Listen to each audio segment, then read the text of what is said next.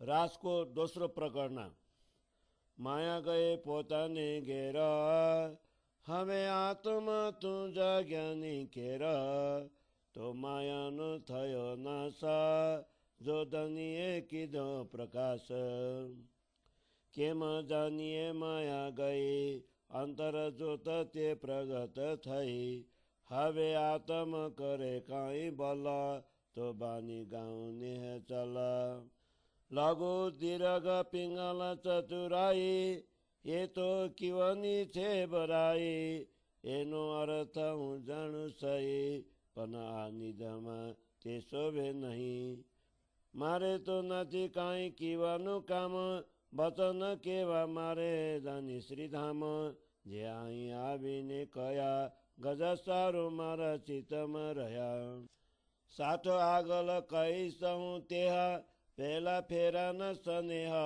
તનીએ જે કયા અમને સાંભળો સાથ કહું તમને તમે જોપે ગ્રહ જો દૃઢ મન કરી હું તમને કહું ફરી ફરી સાથ સકલ લેજો ચિત્ત ધરી હું બાલોજી દેખાડું પ્રગટ કરી શ્રીદેવચંદ્રજીને લાગુ પાએ જેમાં આ દુસ્તર જોપે ઓળખાય દય પ્રદ કી ના કરું પરનામ જેમાં પહોંચે મારા મન નિયમ જે તલી સનંદ કહી છે તમે તે દૃઢ કરી સર્વે જોઈએ અમે લીલા તમે કહે અપાર ચેતન ન લાદે પાર 14 ભવન માયા અંધાર પાર નહીં મોટો વિસ્તાર તમે પૂછું સમર્થ સારા હું કેની પેરે કરું વિચાર તમે તાર્થ મન દાતાર અજબાલું કીધું અપાર સાથ તન મનોરથ જેહ સર્વે પૂરન કીધા તેહ તાર્થમ તને અજબાસ પૂરન મનોરથ કીધા સાથ તમ તને ચરણ પસાયે જે ઉત્કંઠા મનમાં થાય જેતલી મનમાં ઉપજે બાત તે સૌ આત્મ પૂરે શાખ મન જીવને પૂછે જે ત્યારે જીવ સૌ બાજે સંદેહ એની બીજે કોને ન અપાય તને વિના કોને સામું ન જોવાય એની અજબાલે થયે શું થાય આપો રામધની ઓળખાય આપતની પણ ખબર પડે કર પર આત્મ રૂડે ચડે એ અજબાલું જ્યારે થયું ત્યારે બલી પાછું શું રહ્યું એ શું માયા કરે બલ ફેરવે કલ કરે વિકલ અજબાલામાં ન રહે ચોર જાગંત ન ચાલે જોર જરી પે જીતે બી જાય પણ એને અજાણ્યું ન જાય જ્યારે બાલોજી સાય થાય ચક મારે ત્યારે માયાએ તે માટે તમે સુનજો સાથ એક કહું અનુપમ બાત ચર્ચા સુનજો દિન ને રાત આપણને ત્રુઠા પ્રાણનાથ વચન કયા તે મનમાં ડરો રખે અડકીને પાછા ઓસર આપોર છે કથન અપાર રખે વિલંબ કરો આવાર આ જોગવાય છે જો ખની સાય આપણને થયા ધની बैठा आपन माए कहे पण साथ माए कोई बिरलो लहे साथ माए अजबालो थयो पण भरम तणु अंधारू रह्यो ते ताल्यानो करूं उपाये तो मनोरथ पूरा न थाये जे मनोरथ मनमा थाये तदकी न कीधे तेने ताये आ जोगवाय छे पानी बल आपन करे बैठा निहचल निहचल जोगवाय नहीं एने थाम અદખિનમાં થાય કઈ કામ ઇન્દ્રાવતી કહે આવાર નિંદ્રા ન કીધે નિર્ધાર નિંદ્રા ન કીધે નિર્ધાર નેચલ જોગબાએ નહીં એને થામ અદખિનમાં થાય કઈ કામ શ્રી ઇન્દ્રાવતી કહે આવાર નિંદ્રા ન કીધે નિર્ધાર નિંદ્રા ન કીધે નિર્ધાર ચોપાઈ 22 પ્રકરણ 2 चौपाई 106 बोलो श्री प्राणनाथ प्यारे की जय। रास को दूसरे प्रकरण को हिंदी छाया। माया अपने स्थान पर चली गई अर्थात माया के गतिरोध दूर हो गए। हे आत्मा अब तू जागृत होने का प्रयत्न कर। अब तो सद्गुरु ने अंतर हृदय को प्रकाशित कर माया का नाश कर दिया है। माया लुप्त हो गई है, यह किस प्रकार जाना जा सकता है? क्योंकि अंतरात्मा में ज्ञान की ज्योति प्रज्वलित हो चुकी है। अब आत्मा थोड़ा सा प्रयत्न करे तो मैं अखंड वाणी का गायन करूं। ह्रस्व दीर्घ लघु गुरु और पिंगल शास्त्र छंद शास्त्र की निपुणता तो कवियों के लिए महत्वपूर्ण है। उसके यथार्थ को भी मैं भली भांति जानता हूँ, किंतु यह अखंड वाणी रूपी निधि में शोभा नहीं देता। किसी कवि की भांति कविता करना मेरा काम नहीं है। मुझे तो अपने धाम धनी के वचनों का वर्णन करना है। ये वचन सद्गुरु धनी ने इस ब्रह्मांड में आकर मुझे कहे और अपनी बुद्धि के अनुसार मैंने उनको चित्त में ग्रहण किया। प्रथम अवतार ब्रजलीला के प्रेम और स्नेह की बातें मैं अब धामधनी की सब अंगनाओं के समक्ष कहता हूँ। हे सुंदर सास जी, जो वचन सद्गुरु धनी ने स्वयं मुझे कहे हैं उनको आप सुनिए। हे साथ जी, आप इन वचनों को दृढ़ता पूर्वक हृदयंगम कीजिए। मैं आपको बारंबार आग्रह पूर्वक कहता हूँ, आप सभी इन वचनों को हृदय में धारण कीजिए। मैं प्रियतम सद्गुरु धनी के साक्षात स्वरूप का दर्शन करवा रहा हूँ। मैं सद्गुरु श्री देवचंद्र जी के श्री चरणों में प्रणाम करता हूँ ताकि इस दुस्तर संसार को अच्छी तरह पहचान सकूं। इसलिए मैं उनकी परिक्रमा करते हुए उन्हें प्रणाम करता हूँ कि मेरे मन की अभिलाषाएं पूर्ण हो। हे सद्गुरु, जो कुछ यथार्थ तारतम ज्ञान द्वारा आपने कहा है उसे मैंने दृढ़ता पूर्वक ग्रहण किया। आपने तो धामधनी की अखंड लीलाओं का अपरिमित वर्णन किया है। कोई भी इसका पार अंत नहीं पा सकता। 14 लोक ब्रह्मांड में माया अज्ञान का अंधकार फैला हुआ है। इसका क्षेत्र इतना विस्तृत है कि इसका पार पाना कठिन है। हे सर्वशक्तिमान धनी, मैं आपको विनय पूर्वक निवेदन करता हूँ कि इसका पार पाने के लिए किस प्रकार विचार किया जाए। हे सद्गुरु, आप तो अखंड तारतम ज्ञान के दाता हैं, जिसके द्वारा अपार अनंत प्रकाश फैल गया है। सभी सुंदर साथ की मनोकामनाएं आपने पूर्ण की है। दिव्य तारतम ज्ञान के प्रकाश द्वारा आपने हमारे समस्त मनोरथ पूर्ण किए हैं। अब आपके चरणों के प्रताप द्वारा जो भी उत्कंठा मन में उत्पन्न होंगी वही भी पूर्ण हो जाएंगी। मेरे मन में जितनी शंकाएं उत्पन्न होती है उन सब की साक्षी मेरी आत्मा देती है। मन जीव को जो कुछ पूछता है उसका समाधान जीव द्वारा होता है।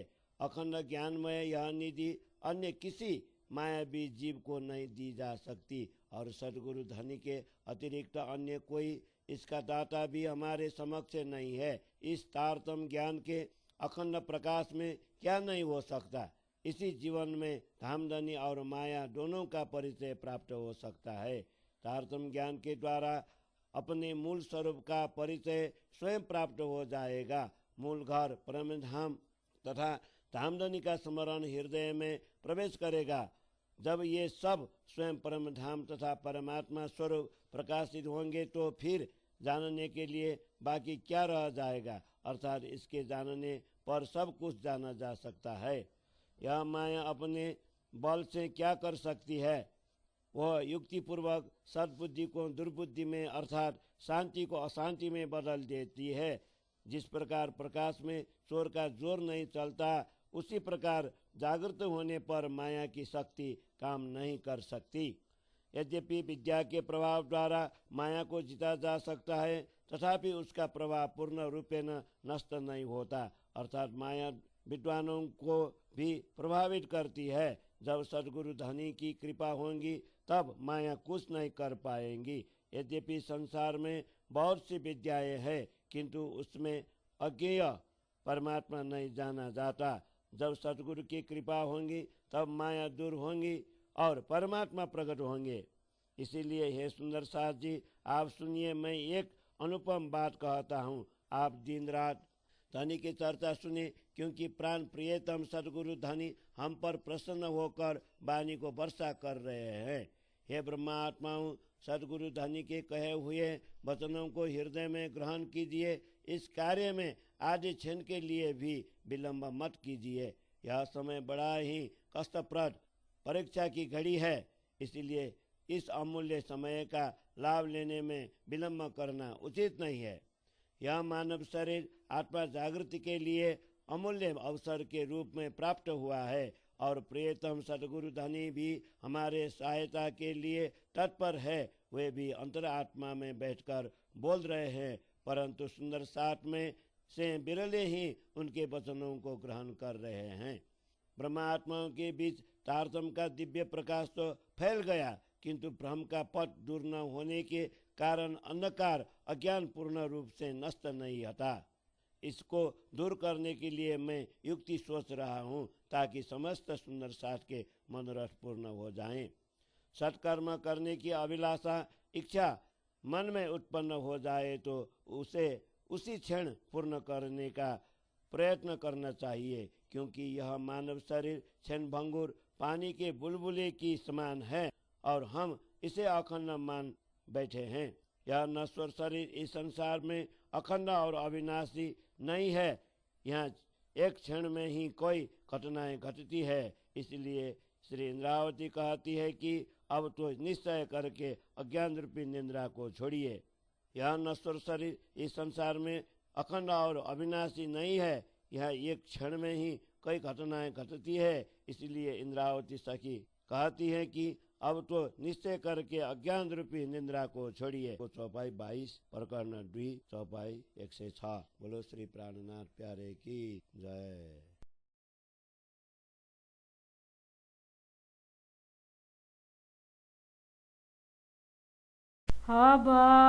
अर्पण कर दछु जीवन को सब भार प्रभु को पाऊ महा। अब अर्पण कर दछु जीवन को सब भार प्रभु को पाऊ महा। या जीत होशिया हार होशि गरी निचय संपी पाऊ महा। या जीत होशिया हार होशि गरी निचय संपी पाऊ महा। मेरो निचय ही चाटला मनमा एक दिन प्रभुलाई म पाउँदछु। मेरो निश्चय ही छ अटला मनमा एक दिन प्रभुलाई म पाउँदछु। परिवारहरूको आसन लियो प्रेम लगाउँदछु पाऊ महा। परिवारहरूको आसन लियो प्रेम लगाउँदछु पाऊ महा। अब अर्पण गर्दछु जीवन यो सब भार प्रभु कै पाऊ महा। जब सामम बस्दछु विश्व महा केही आसन लिकन करे मगरौं। जब सामम बस्दछु विश्व महा केही आसन लिकन करे मगरौं। श्री कृष्ण शरण भनी प्राण छुटो।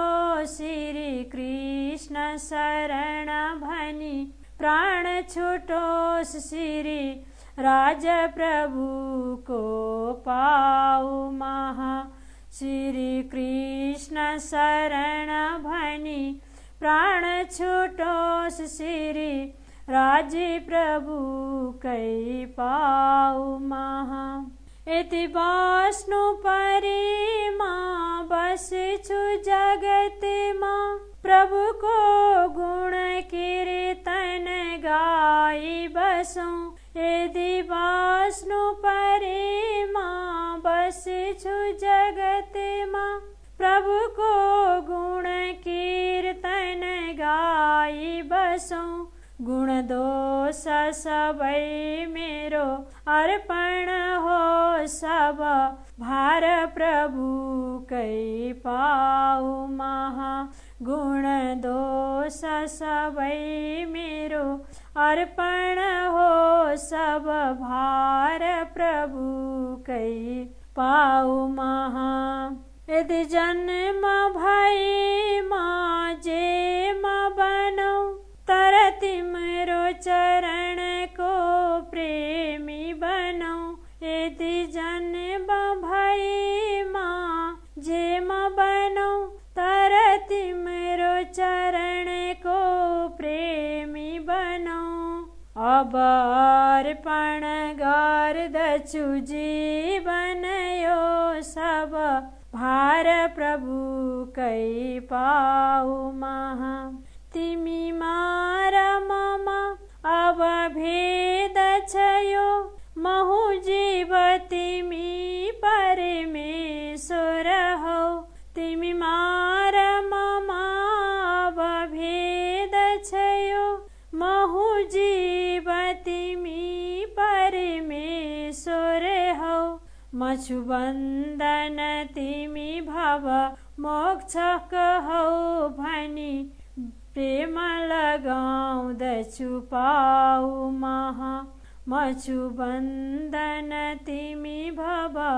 मोक्षक हौ भनी प्रेम लगाउँदछु पाऊ महा अब अर्पण गर्दछु जीवन यो सब भार प्रभुको पाऊ महा अब अर्पण गर्दछु जीवनको सब भार प्रभुको पाऊ महा।